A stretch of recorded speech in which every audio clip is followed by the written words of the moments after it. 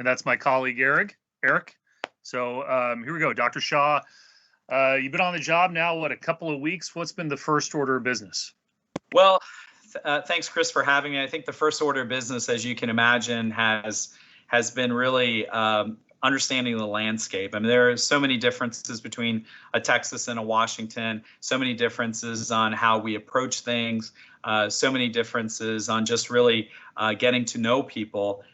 There are so many fantastic partners, whether in the healthcare system, in the community, elected leaders, public health or health jurisdictions, private sector, all across Washington. And I have not even scratched the surface of getting to know as many as I will need to. But it's just beginning the process of just really understanding the lay of the land. Yeah, I know one of the numbers that has already popped out today, again, from the Department of Health, is that only 19%, a little over 19% of vaccines have actually been given to people, according to the stock on hand. Only 19% of that stock on hand has actually been given to people. What's been the holdup? Yeah, so as you can imagine, anytime you start an initiative, any kind of initiative, there are always going to be, starts, sputterings and starts and stops and things of that nature. And that's been a big challenge. This has been I don't want to say that this could have been predicted, but I think in one sense, then the story of this pandemic has been the federal response has gotten us only so far. It hasn't been coordinated or unified. And so what that means is that states across the country, Texas and Washington, but all states have had to really try to figure out on their own. There's been guidance that's been given. There have been vaccines that are being delivered, but the mechanisms for getting those vaccines to then individuals in communities so you get shots in arms, that's been left to a lot of states and locals to really figure it out. But those same states and locals are also doing contact tracing and doing, testing and doing epidemiologic investigation and doing all sorts of other logistics. So it's not surprising that it's going to take time, but 19% is not good enough. It's not going to be where we need to be as a state. And we are looking now to how we are going to address that. One of the things from last week when the governor and all of us worked together to open up 1A, so it was all healthcare workers and not just the highest risk. I think that's one example of pivoting on the fly. And I think what we are going to be doing is also pivoting, not on the fly in the sense that we don't have plans for these things, but when do you actually say, hey, it's time to make that pivot. And so as we release some of that additional guidance coming this week on who those additional groups are going to be for 1B, I think that's going to really help people understand what is the path moving forward. And so, yeah, we are going to improve on this, but we're not there yet. Yeah, I mean, how do you speed it up, though? Because is there a concern, especially with some of these vaccines, of spoilage?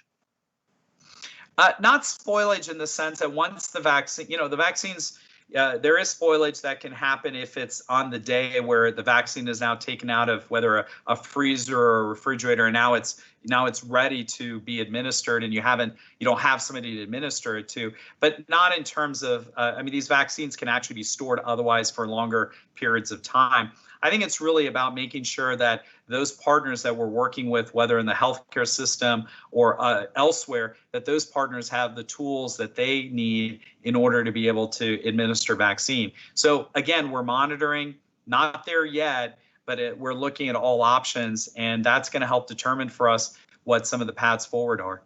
And you just alluded to the phase 1B. When do you think you'll announce that? Who exactly will then be open to receiving the vaccine? Yeah, this week we've talked to some of our partners about it. Obviously, we're making sure that we have all the plans and everything that's really close to final. And then this week we are hopeful to be able to announce that, and that's going to really provide, again, additional framing for what the path forward looks like.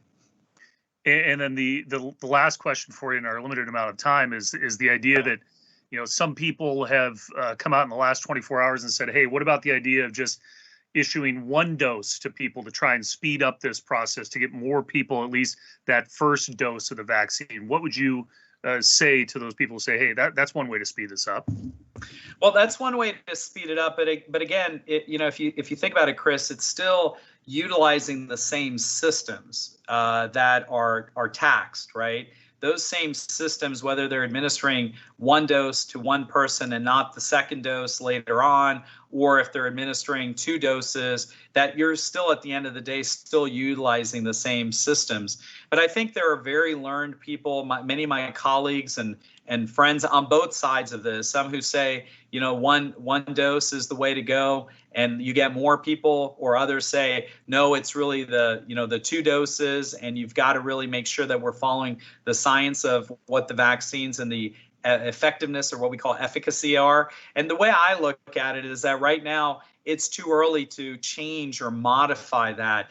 Maybe that is something that would happen down the road. As you know, Dr. Fauci at the federal level has said that's not something he favors. I have a lot of trust in Dr. Fauci and at least looking at the science and the evidence. But at the same time, we've got to make some decisions ourselves. And right now, I'm not in favor of going that route. But again, we're going to keep watching this. We're going to keep monitoring this. We're going to keep looking at additional information. If it looks like that helps us, absolutely, we would go that route. But right now, I don't believe it will. And so we're going to continue to go with the 2-dose on both the Pfizer and the Moderna vaccine. All right. Well, I think we probably went over, Doctor, but I appreciate that. No worries. I hope that was helpful. We do have I've got 5 minutes before I probably have to transition in 3. So if you've got something else for 3 minutes, we could go that route, or you could stop the recording and we can talk about something else. Well, I mean, I guess the just to ask you more about the 19% number, because there had been thought that there could be hundreds of thousands of doses given in the first month, and here we are still sitting at 19% in Washington State. That is going to lead a lot of people to believe that Washington doesn't know what it's doing to administer these vaccines. I mean, are there more specifics? I mean, are there other ideas about how these can be issued more quickly? Yeah, Chris, we're working on that. And let me tell you something. I am coming from a perspective of what's happening on the ground, because that's what I've been a part of for 16, 17 years is on the ground, what's happening in local jurisdictions. And granted, it's a different jurisdiction, but I will tell you, across the country, jurisdictions and communities across the country have been having this challenge. This is not a Washington specific challenge. So your comment would be maybe more consistent if it were just happening in the state of Washington. It is happening elsewhere. Now, there are going to be some states, especially some with smaller populations, that are going to get ahead a bit, and some that are going to be behind a bit. And this is not a race against any other state. But what this really is about, that we've got to do more in our state in order to be able to get vaccines in arms of people. We all know that. You're asking that question. We're asking that question. We're focused on that. I think the answer is all of the above. Yes, we need to utilize the systems that we've got. We need to help support those systems, but we may also need to be thinking about some alternative means of really addressing this as well. And that's what we're reviewing right now. All right, I'll leave it with that. Well, thank you. Nice meeting you. Nice meeting you virtually. I'm sure we'll be seeing you again real soon. You got it. Thank you so much, Chris. Appreciate it. God. Okay, take care.